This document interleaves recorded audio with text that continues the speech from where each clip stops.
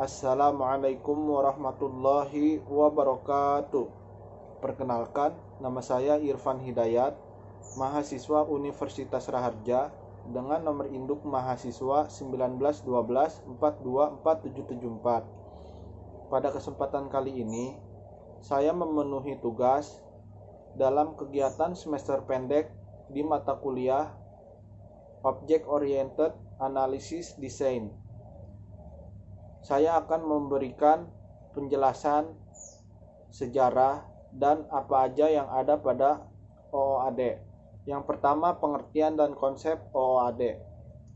Analisis dan desain berorientasi objek adalah cara baru dalam memikirkan suatu masalah dengan menggunakan model yang dibuat menurut konsep sekitar dunia nyata. Dasar pembuatan adalah objek, yang merupakan kombinasi antara struktur data dan perilaku dalam suatu entitas. Pengertian berorientasi objek berarti bahwa kita mengorganisasi perangkat lunak sebagai kumpulan dan objek tertentu yang dimiliki struktur data dan perilakunya. Konsep OOAD mencakup analisis dan desain sebuah sistem dengan pendekatan objek, yaitu analisis berorientasi objek atau OOA, dan desain berorientasi objek atau OOD. OOA adalah metode analisis yang memeriksa requirement yang harus dipenuhi sebuah sistem dari sudut pandang kelas-kelas dan objek-objek yang ditemui dalam ruang lingkup perusahaan.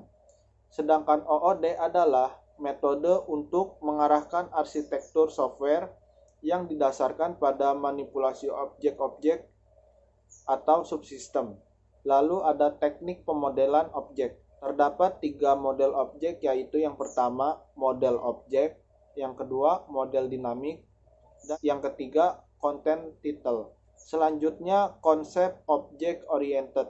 Yang pertama ada encapsulation atau pengkapsulan. Encapsulation merupakan dasar untuk pembatasan ruang lingkup program terhadap data yang diproses. Data dan prosedur atau fungsi dikemas bersama-sama dalam suatu objek, sehingga prosedur atau fungsi lain dari luar tidak dapat mengaksesnya. Selanjutnya, inheritance atau pewarisan. Inheritance adalah teknik yang menyatakan bahwa anak dari objek akan mewarisi data dan metode dari induknya langsung. Atribut dan metode dan objek dari objek induk diturunkan kepada anak objek, demikian seterusnya. Inheritance mempunyai arti bahwa atribut dan operasi yang dimiliki bersama di antara kelas yang mempunyai hubungan secara hierarki. Selanjutnya ada UML atau Unified Modeling Language. Adalah sebuah bahasa yang berdasarkan grafik atau gambar untuk memvisualisasi, menspesifikasikan, membangun, dan mendokumentasikan dari sebuah sistem pengembangan software berbasis OO atau Object Oriented. UML sendiri juga memberikan standar penulisan sebuah sistem, blueprint. Juga meliputi konsep bisnis proses, penulisan kelas-kelas dalam program yang spesifik, skema database, dan komponen-komponen yang diperlukan dalam sistem software.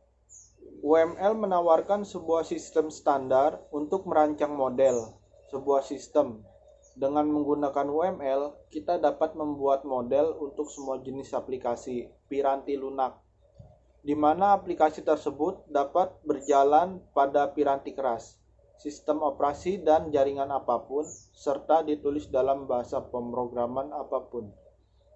Tetapi karena UML juga menggunakan class dan operation dalam konsep dasarnya, maka ia tetap cocok untuk penulisan piranti lunak dalam bahasa-bahasa berorientasi objek seperti C++, Java, atau VB.NET. Selanjutnya ada jenis-jenis diagram UML. Yang pertama ada use case diagram, kedua class diagram, ketiga state chart diagram, keempat activity diagram, dan yang terakhir ada sequence diagram. Yang pertama use case diagram. Use case diagram menggambarkan fungsionalitas yang diharapkan dari sebuah sistem yang ditekankan adalah apa yang diperbuat sistem, bukan bagaimana. Sebuah use case mempresentasikan sebuah interaksi antara aktor dengan sistem. Use case merupakan sebuah pekerjaan tertentu, misalnya login ke sistem, meng-create sebuah daftar belanja, dan sebagainya. Lalu ada class diagram. Class diagram adalah sebuah spesifikasi yang jika diinstansiasi akan menghasilkan sebuah objek dan merupakan inti dari pengembangan dan desain berorientasi objek. Class menggambarkan keadaan suatu sistem sekaligus menawarkan layanan untuk memanipulasi keadaan tersebut. Lalu ada state chart diagram. State chart diagram menggambarkan transisi dan perubahan keadaan dari satu state ke state lainnya. Suatu objek pada sistem sebagai akibat dari stimuli yang diterima. Pada umumnya, state chart diagram menggambarkan class tertentu atau satu class dapat memiliki lebih dari satu state chart diagram. Dalam UML, state digambarkan berbentuk segi empat dengan sudut membulat dan memiliki nama sesuai kondisinya saat itu. Lalu ada activity diagram. Activity diagram menggambarkan berbagai alur aktivitas dalam sistem yang sedang dirancang.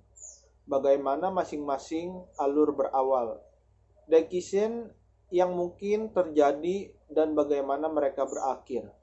Activity diagram juga dapat menggambarkan proses paralel yang mungkin terjadi pada beberapa eksekusi.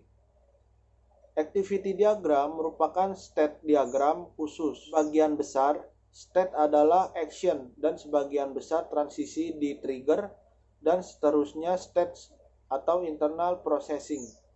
Oleh karena itu, activity diagram tidak menggambarkan behavior internal sebuah sistem secara eksak, tetapi lebih menggambarkan proses-proses dan jalur-jalur aktivitas dan level atas secara umum. Yang terakhir ada sequence diagram. Sequence diagram menggambarkan interaksi antar objek di dalam dan di sekitar sistem, termasuk pengguna, display, dan sebagainya. Merupakan sebuah message yang digambarkan terhadap waktu. Sequence diagram terdiri antar dimensi vertikal dan dimensi horizontal. Sequence diagram biasa digunakan untuk menggambarkan skenario atau rangkaian langkah-langkah yang dilakukan sebagai respon dari sebuah event untuk menghasilkan output tertentu.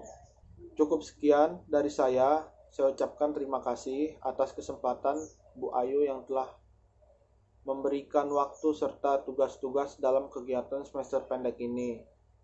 Terlebih saya ucapkan terima kasih atas penambahan waktu yang Ibu berikan. Saya ucapkan mohon maaf bila ada sikap dan tutur kata yang kurang berkenan. Cukup sekian. Wassalamualaikum warahmatullahi wabarakatuh.